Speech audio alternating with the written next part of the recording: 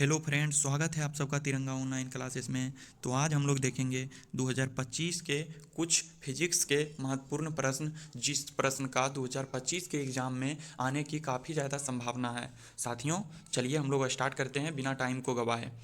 आज का हमारा पहला प्रश्न है, समतल दर्पण द्वारा बना प्रतिबिंब कैसा होता है। इसका राइट आंसर हो जाएगा काल्पनिक प्रतिबिंब। दूसरा प्रश्न है, प्रकाश का वेग न्यूनतम होता है।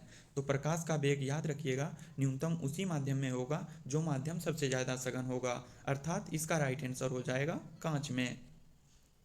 तीसरा प्रश्न है, समतल दर्पण द्वारा बना प्रतिबिंब होता है। तो ये समतल दर्पण द्वारा बना प्रतिबिंब जो होता है काल्पनिक प्रतिबिंब होता है। चौथा प्रश्न है, लेंस की क्षमता का एसआई मात्रक होता है। लेंस की क्षमता का एसआई मात्रक डायप्टर होता है। होता तो एम्पर पावर -1 है, जो कि एक डायप्टर के बराबर होता है। तो अर्थात हम कह सकते हैं कि लेंस का क्षमता का एसआई मात्रक डायप्टर होता है।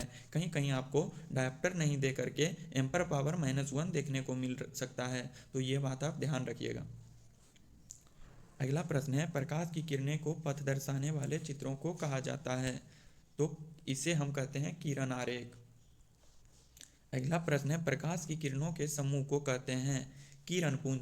क्या कहते हैं? किरण पुंज। प्रकाश की किरणों के समूह को किरण पुंज कहते हैं। अगला प्रश्न है, उत्तल लेंस की क्षमता क्या होती है। उत्तल लेंस की क्षमता धनात्मक होता है। अगला प्रश्न है, अवतल लेंस की क्षमता क्या होती है। अवतल लेंस की क्षमता ऋणात्मक होता है। अगला प्रश्न है, उत्तल लेंस को कहते हैं। उत्तल लेंस को हम अभिसारी लेंस कहते हैं। अपसारी लेंस अवतल लेंस को कहते हैं। ये दोनों बातें ध्यान रखिएगा। अगला प्रश्न है, वही अवतल लेंस को क्या कहते हैं। तो इसे हम बता चुके हैं, अपसारी लेंस कहते हैं। और अभिसारी लेंस उत्तल को कहते हैं। अगला प्रश्न है, निम्न में से कौन सा पदार्थ लेंस बनाने के लिए प्रयुक्त नहीं किया जाता है। इसका राइट आंसर हो जाएगा मिट्टी। मिट्टी का लेंस बनाने के लिए प्रयोग नहीं किया जाता है। अगला प्रश्न है, किस दर्पण से हमेशा वस्तु से छोटा प्रतिबिंब प्राप्त होता है। इसका राइट आंसर हो जाएगा उत्तल। अगला प्रश्न है, किस दर्पण से वस्तु से बड़ा प्रतिबिंब बनता है। तो याद रखिएगा, एक अवतल दर्पण ही ऐसा दर्पण है जिससे कि वस्तु से बड़ा प्रतिबिंब बनता है। अन्यथा समतल दर्पण से वस्तु के बराबर और उत्तल दर्पण से हमेशा इससे छोटा प्रतिबिंब प्राप्त होता है।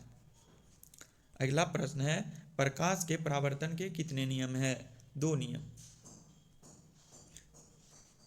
अगला प्रश्न है, जब प्रकाश की किरण हवा से कांच में प्रवेश करती है तो मुड़ जाती है। याद रखिएगा, प्रकाश यहाँ पर हवा से कांच में प्रवेश कर रही है, अर्थात हम कह सकते हैं कि विरल माध्यम से सघन माध्यम में जा रहा है। विरल माध्यम से सघन माध्यम में, तो जब भी हम विरल से सघन में जाते हैं तो हमें झुकना पड़ता है। अर्थात जिसके संख्या कम होता है और जिसका संख्या अधिक होता है उसके सामने में झुकना पड़ता है। तो इस ट्रिक से आप याद रख सकते हैं कि इधर कम आदमी है और जा रहा है, इस दोनों में मुठभेड़ हो गया आपस में, तो इसके सामने में ये क्या करेगा? झुकेगा। ये क्या करेगा? झुकेगा।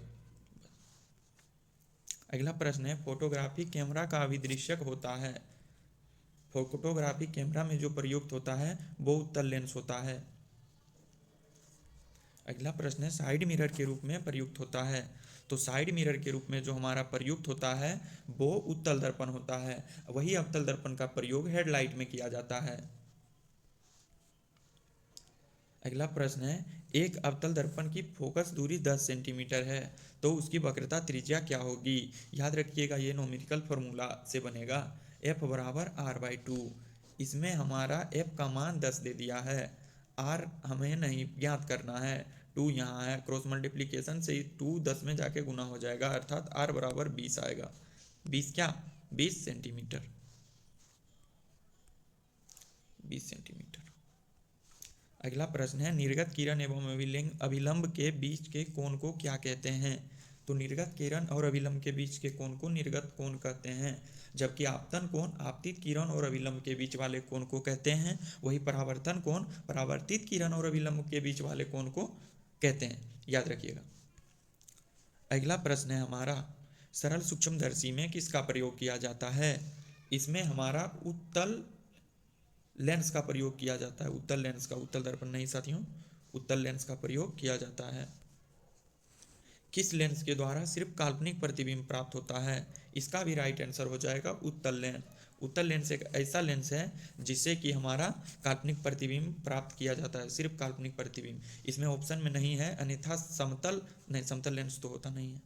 ठीक है, अगला प्रश्न है हमारा कि परावर्तन के नियम से निर्धारित होता है। परावर्तन के नियम से क्या निर्धारित होता है? याद रखिएगा, आपतन कोण हमेशा परावर्तन कोण के बराबर होता है। परावर्तन के नियम से यही निर्धारित होता है। अगला प्रश्न है काल्पनिक प्रतिबिंब होता है, तो काल्पनिक प्रतिबिंब ये जो होता है वो वस्तु की अपेक्षा हमेशा सीधा होता है। वही बात करेगा इसमें कि वास्तविक प्रतिबिंब का, तो याद रखिएगा वास्तविक हमेशा उल्टा होता है। वास्तविक प्रतिबिंब जो होता है वो कैसा होता है? उल्टा होता है। लेंस की मुख्य फोकस की संख्या क्या होता है?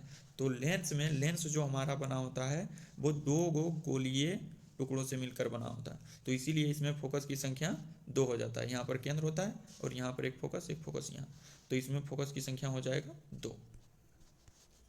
अगला प्रश्न है सर्च लाइट का परावर्तक सतह किसका होता है?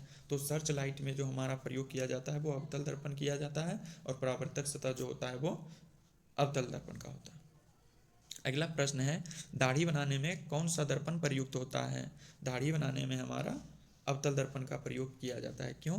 क्योंकि ये बड़ा प्रतिबिंब बनाता है, इसीलिए। चलिए साथियों, आज का हमारा क्लास यहीं तक था। बाकी बात ये हमारा आज का फर्स्ट क्लास है, पहला वीडियो है। अगर अच्छा लगा होगा तो लाइक और कमेंट जरूर कीजिएगा, ताकि हमें हिम्मत मिले और हम अगला इसी प्रकार का वीडियो, धमाकेदार वीडियो आप लोगों के सामने रख सकें।